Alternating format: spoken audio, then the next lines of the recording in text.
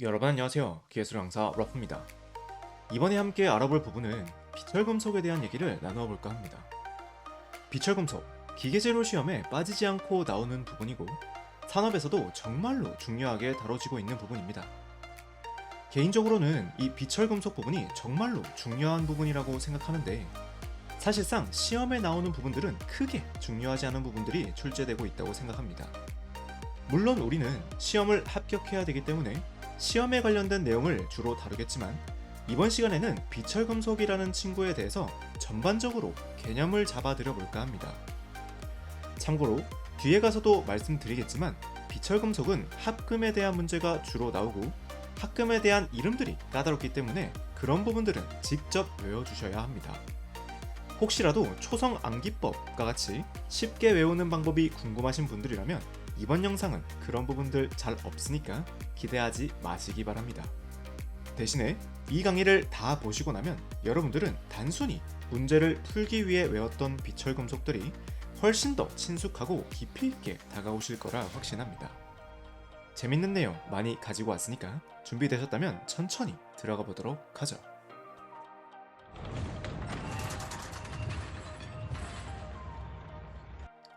비철금속, 먼저 어떤 친구인지 정의 한번 짚어보고 가볼 건데 비철금속은 말 그대로 철을 제외한 모든 금속들을 의미합니다. 현재까지 밝혀진 비철금속들은 약 80여 종 정도 되고요. 이 중에서도 가장 많이 그리고 가장 중요하게 생각하는 비철금속 4가지를 4대 비철금속이라고 불러줍니다. 가끔 니켈과 주석을 추가해서 6대 비철금속이라고도 불러주기도 합니다. 비철금속 정의는 쉽게 알아봤는데 이런 궁금증 드시지 않나요? 우리 전에 철이 우리 삶에 왜 가장 많이 쓰이는 금속인지 그 이유를 좀 알아봤었는데 이 비철금속은 어디가 그렇게 좋아서 쓰여지고 있는 걸까? 라는 의문점 말이죠. 이 부분은 조금만 생각해보면 쉽게 추론할 수 있는데 일단 비철금속이 산업에 쓰이기 위해서는 당연히 철과 같이 그 양이 아주 풍부해야 됩니다.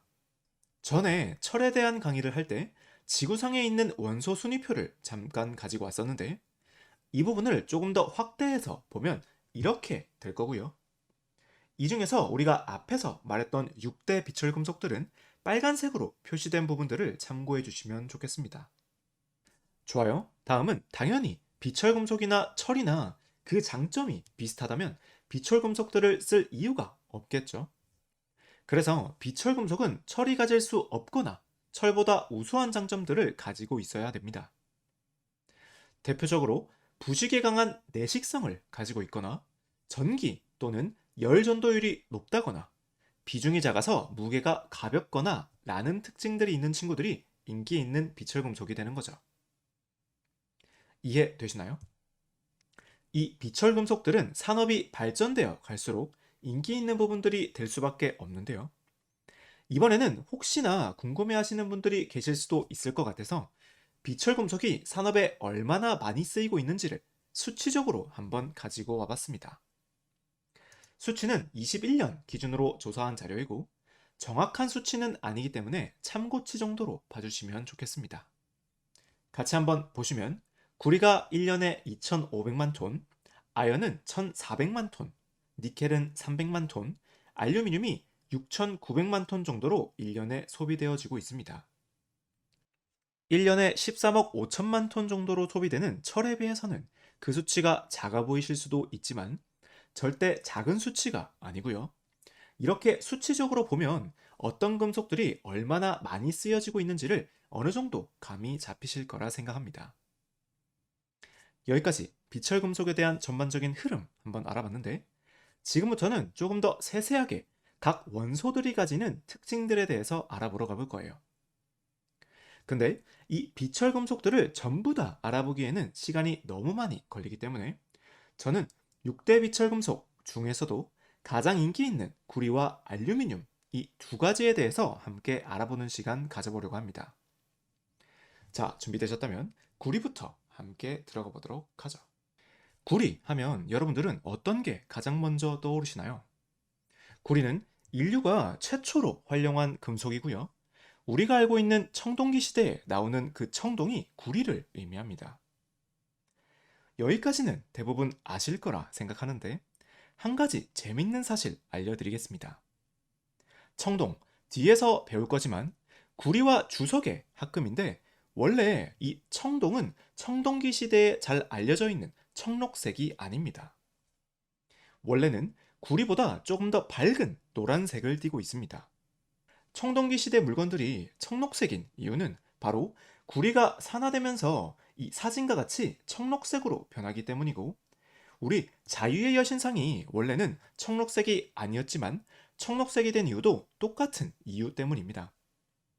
그림 보시면 오른쪽이 원래 처음 자유의 여신상이 만들어졌을 때 색깔이고 시간이 지나면서 왼쪽처럼 우리가 알고 있는 영롱한 청록색으로 변하게 된 거죠. 어떤가요? 재밌지 않나요? 내용이 좀 옆으로 샜는데 다시 본론으로 돌아와가지고 그래서 이 굴이 어떤 특징을 가지고 있는지 한번 알아봐야겠죠. 구리하면 가장 첫 번째로 떠오르는 특징은 바로 열전도와 전기전도도가 아주 좋다는 특징이 있습니다. 그래서 특히나 요즘 사회에서는 전기와 열은 삶에 빼놓을 수 없는 부분이기 때문에 구리를 이용한 전선과 열교환 장치에 구리를 많이 사용하고 있습니다. 또한 구리는 철에 비해서 내식성이 뛰어나고 귀금속적 성질이 우수하고 가공성이 아주 좋다는 특징이 있습니다. 여담으로 철강 산업에서는 구리의 판매 동향을 보고 경제 상태를 예측할 수 있기 때문에 닥터 코퍼라는 별명까지 가지고 있습니다. 어떤가요? 구리 정말 매력있는 금속이라는 생각 드시지 않나요? 구리가 일반 기계기사에 출제되면 보통 합금에 대한 문제가 나오곤 합니다. 구리 합금은 크게 청동과 황동으로 나눌 수 있습니다. 청동은 좁은 의미로는 구리와 주석의 합금을 얘기하지만 사실 넓은 의미로는 황동, 즉 구리와 아연의 합금을 제외한 구리 합금을 청동이다 라고 분류하기도 합니다. 청동에서 가장 자주 출제되고 있는 합금은 바로 켈민 메탈입니다. 켈민 메탈은 구리와 납의 합금인데 고속 베어링용 합금 재료로 쓰이고 있습니다. 구리가 열 전도율이 좋다고 했던 거 기억하시나요? 이 베어링은 축이 고속으로 회전을 하는 걸 견뎌야 되기 때문에 그로 인해서 발생하는 열을 빨리 밖으로 배출하는 능력이 필요할 거고요. 그래서 구리가 들어간 켈민 메탈이 우수한 베어링 재료로 쓰여지고 있습니다. 참고로 베어링 문제가 나오면 켈민 메탈과 함께 자주 등장하는 보기가 베빈 메탈이라는 화이트 메탈이 자주 등장하게 될 텐데 이 친구는 구리가 베이스가 아니라 주석이 베이스가 되는 베어링이고 켈민 메탈보다는 성능이 좋지는 않지만 가격이 그만큼 저렴하기 때문에 좀 더 일반적인 베어링이구나 라고 생각해 주시면 좋습니다. 그리고 켈민 메탈 등과 같이 이 이름들은 대부분 재료를 발명한 사람 또는 회사 이름들이 많기 때문에 어원적으로 연결짓기는 좀 어렵더라고요. 아무튼 좋습니다. 계속 가볼게요. 두 번째는 베릴륨 청동이라는 게 있습니다. 베릴륨 청동은 말 그대로 구리에다가 베릴륨을 섞은 합금을 말하는데 이 합금은 구리 합금 중에서 경도 강도가 가장 높은 재료입니다. 이 친구도 베어링용으로 많이 쓰여지고 있고 가끔 고급 스프링 재료로도 쓰여지고 있습니다. 마지막으로 소개시켜드릴 청동은 포금이라는 친구인데 예전에 이 친구를 이용해서 대포를 만들었다고 해서 이름이 포금으로 불려지게 되었습니다. 자, 청동 여기까지 정리하면 좋을 것 같고요. 다음은 황동입니다. 청동이 기계적 성질이 우수한 합금들이 많았다면 황동은 좀 더 외관 또는 그 표면에 신경 쓰는 합금들이 자주 출제되고 있습니다. 황동은 구리와 아연의 합금인데 참고로 이 아연도 앞에서 소개시켜드린 4대 비철금속에 속합니다. 아연은 사용량의 50% 정도를 도금용으로 사용되고 있기 때문에 그 부분 함께 생각해 주시면서 황동합금 접근해 주신다면 좀 더 잘 기억에 남으실 거라 생각합니다. 황동합금에서 처음 소개시켜드릴 합금은 톤백이라는 합금입니다.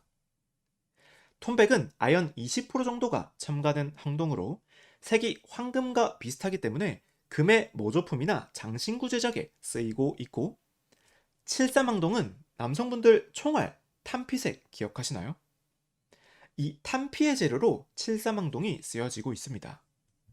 또한 여기에 니켈을 조금만 섞어주게 되면 양은이라는 합금이 만들어지게 되는데, 우리 양은 냄비 이런 말 들어보셨죠? 사실 현재는 우리가 알고 있는 양은 냄비들은 양은으로 만들어지는 건 아니긴 하지만, 이 양은은 서양에서 넘어온 은이라는 뜻에서 색이 은색과 비슷합니다.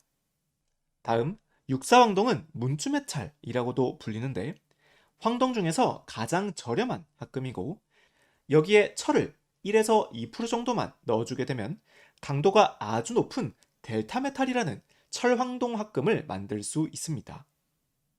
이 합금은 광산용 기계재료로 쓰이고 있습니다. 어떤가요? 여기까지 구리와 구리 합금에 대해서 배워봤는데 정리가 좀 되시나요? 무작정 암기하려고만 애쓰지 마시고 어느 정도 해당 금속이 가지는 특징과 그 근거들을 이해해 오시면서 외워주시면 훨씬 더 재밌게 공부하실 수 있으실 거라 생각합니다. 좋습니다. 구리, 여기까지 알아보는 걸로 할 거고요. 다음은 마지막 알루미늄에 대해서 알아보러 가보겠습니다. 알루미늄, 예전에는 녹는 점이 너무 높다 보니까 금보다도 비싼 금속이었지만 전기분해법을 개발한 뒤부터 산업에서 아주 중요한 비철금속으로 자리하고 있습니다. 앞에서 배운 구리를 인류가 활용한 최초의 금속이라고 소개시켜 드렸다면 알루미늄은 팔방미인이라는 별명이 어울리지 않을까 합니다. 이 별명에 걸맞게 이 알루미늄이라는 금속은 산업에 필요한 많은 장점들을 두루두루 가지고 있습니다. 일단 첫 번째로는 어느 정도의 인장 강도를 가지고 있음에도 불구하고 아주 가벼운 금속입니다. 비중으로 단순 계산해보면 철의 약 3분의 1 수준밖에 되지 않습니다. 다음, 알루미늄은 내식성도 아주 뛰어나고요. 앞에서 구리할 때 전기전도도 얘기했었는데 구리보다는 전기전도도가 떨어지지만 그래도 높은 전기전도도를 가지고 있고요. 구리보다는 많이 저렴하기 때문에 우리 전봇대에 있는 전선들을 알루미늄을 이용해서 만들고 있습니다. 물론 구리를 이용하면 전기전도도는 더 좋을 수 있겠지만 구리는 엄청 무겁기 때문에 전봇대에 있는 전선처럼 길게 늘어뜨린다면 다 쳐져 버리겠죠. 좋습니다. 이 팔방미인 알루미늄 합금은 크게 주물용과 가공용으로 나누어서 설명할 수 있는데 알루미늄과 규소를 합금해주면 실루민이라는 주물용 알루미늄 중에서 가장 많이 사용되고 있는 합금을 만들 수 있습니다. 규소는 영어로 실리콘이라고 하는데 이 영어 단어와 실루민의 앞글자를 매치시켜서 외워주시면 좀 더 잘 외워지실 거라 생각합니다. 다음, 알루미늄에 마그네슘을 섞어주면 하이드로날륨이라는 바닷물에 강한 합금을 만들 수 있습니다. 이 친구는 우리 하마 아시죠? 하마가 바다에 살진 않지만 물에 사니까 하이드로날륨의 하와 마그네슘의 마를 합쳐서 하마합금은 바닷물에 강해서 선박용 부품으로 사용하는구나 라고 매치시켜 주시면 좋겠습니다. 다음은 우리 앞에서 주물용으로 가장 많이 쓰이는 게 실루민이라고 했었죠. 여기에 절삭성을 올려주기 위해서 구리 성분을 추가한 합금이 있는데 라우탈이라고 불러줄 거고요. 이 친구는 좀 더 얇은 정밀 피스톤 등의 제품에 사용되고 있습니다. 마지막으로 소개시켜드릴 주물용 알루미늄 합금은 Y합금입니다. Y합금의 특징은 가볍고 열에 강하다는 특징이 있는데 이 부분도 합금에 들어가는 각 원소들이 어떤 특징을 가지고 있는지를 알고 계신다면 쉽게 추론해 볼 수 있습니다. 먼저 마그네슘 하면 금속 중에서 가장 가벼운 금속에 속하기 때문에 마그네슘을 합금으로 첨가하게 되면 기본적으로 가벼운 합금이 될 거예요. 그리고 여기에다가 금속 중에서 니켈이 내열강, 즉 고온을 견디기 위해서 첨가하는 합금 중에서 가장 인기 있는 원소들 중 하나입니다. 그래서 Y합금이 가볍고 열에 강한 합금이라는 걸 안다면 니켈과 마그네슘이 들어갈 수 있겠구나 라고 추측해 볼 수 있는 거죠. 좋습니다. 다음 갑니다. 마지막은 가공용 알루미늄 합금인데 일반 기계 기사에서는 두랄루민 관계 합금이 종종 등장합니다.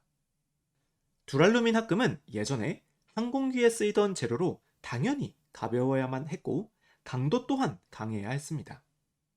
그래서 여러 연구 끝에 시효경화, 즉 금속 재료를 상온에서 일정 기간 놔두게 되면 점점 단단해지게 되는 효과가 높은 두랄루민을 만들게 된 거죠. 이 친구가 베이스가 되면서 좀 더 기계적 성질이 개선된 초두랄루민, 그리고 초초두랄루민까지 발전했지만 현재는 주된 합금으로 사용하고 있지는 않은 걸로 알고 있습니다. 어떤가요? 여기까지 해서 비철금속에 대한 기본적인 개념들과 가장 인기 있는 구리와 알루미늄에 대해서 알아봤는데 흐름이 좀 잡히셨나요?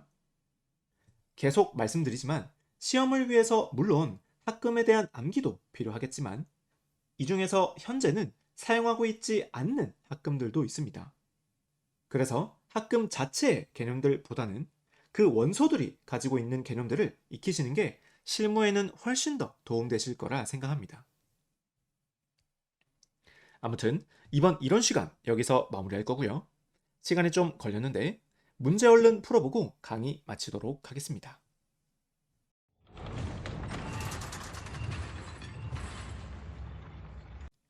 이번 시간에는 문제는 전체적으로 이런 느낌으로 나올 수 있겠구나 라는 정도로 받아들여 주시면 좋겠습니다. 워낙 다양한 문제가 나올 수 있기 때문에 다 보여드리기엔 무리가 있거든요. 조금 빠르게 풀이할 거니까 잘 따라와 주시기 바랍니다. 처음은 구리에 관련된 문제를 가지고 와봤습니다. 1번부터 볼 건데 켈밋 합금으로 옳은 것은? 이라고 나왔어요. 켈밋 합금은 구리의 높은 열 전도성을 이용한 고속 베어링용 합금이라고 말씀드렸었죠. 답 2번 해주시면 될 거고요. 두 번째는 구리 합금 중에서 가장 높은 경도와 강도를 가지고 있는 합금은? 이렇게 물었는데 구리 합금 중에서 가장 강한 베릴륨 청동 기억하시나요?